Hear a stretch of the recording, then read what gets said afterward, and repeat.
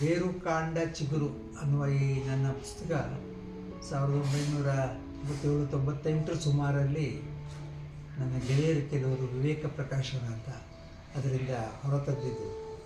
ಆಮೇಲೆ ಈ ಪುಸ್ತಕ ದುರ್ಲಭ ಆಗಿತ್ತು, ಓದೋರಿಗೆ ಸಿಗ್ತಾ ಇರಲಿಲ್ಲ. ನನಗೆ ಈ ಪುಸ್ತಕವನ್ನು ಮತ್ತೆ ಅಚ್ಚು ಮಾಡಬೇಕು ಅಂತ ಅನ್ನುವ ಹೆಚ್ಚಿನ ಆಸಕ್ತಿಯೇನೂ ಇರಲಿಲ್ಲ. ಅದಕ್ಕೆ ಹಲವಾರು ಕಾರಣಗಳಿವೆ. ನಾನು ಯಾರೂ ಅದನ್ನು ಮತ್ತೆ ಪಬ್ಲಿಷ್ ಮಾಡೋದಕ್ಕೆ, ಅಚ್ಚು ಮಾಡೋದಕ್ಕೆ ಮುಂದೆ ಬಂದಿರಲಿಲ್ಲ. ಆದರೆ ಕಳೆದ 2-3 ವರ್ಷಗಳಿಂದ ಅಮೂಲ್ಯ ಪುಸ್ತಕದ ಕೃಷ್ಣ ಚಂಗಡಿಯವರು ಈ ಪುಸ್ತಕವನ್ನು ಮತ್ತೆ ನಾನು ಅಚ್ಚು ಮಾಡ್ತೀನಿ ಅಂತ ಮುಂದೆ ಬಂದರು. ಈಗ ಆ ಪುಸ್ತಕ ಅಚ್ಚಾಗಿ, ತುಂಬ ಚೆನ್ನಾಗಿ ಅಚ್ಚಾಗಿ, ಒಳ್ಳೆಯ ಮುಖಪುಟದೊಡನೆ ಒಳ್ಳೆಯ ಮುದ್ರಣದ ಜೊತೆಗೆ ಹೊರಗಡೆ ಬಂದಿದೆ. ಇದು ಹೊಸಕಾಲದ ಓದುಗರಿಗೆ ಯಾವ ರೀತಿ ಆಸಕ್ತಿಯ ವಿಷಯ ಆಗಬಹುದು ಅಂತ ಅನ್ನೋದು ನನಗೆ ಕುತೂಹಲ ಇದೆ. ಏಕೆಂತಂದರೆ ಒಂದು ತಲೆಮಾರು ದಾಟಿಬಿಟ್ಟಿದೆ.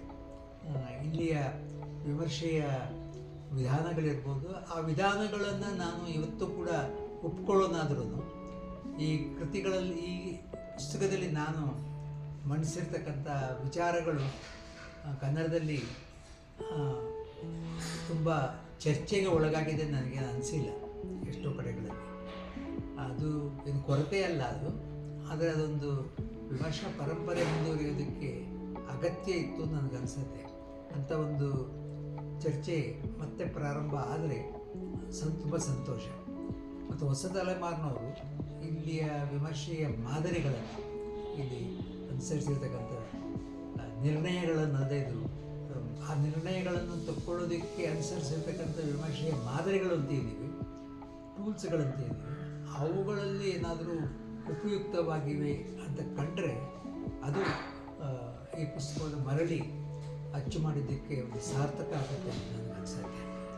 ಅದಾಗಲಿ ನಾನು ಹಾರೈಸಿ ಈ ಪುಸ್ತಕವನ್ನು ಅಚ್ಚು ಮಾಡಿದ ಕೃಷ್ಣ ಚಂಗಡಿಯವರಿಗೆ ನಾನು ತುಂಬ ವಂದನೆಗಳನ್ನ ಹೇಳ್ತೀನಿ. ನಮಸ್ಕಾರ.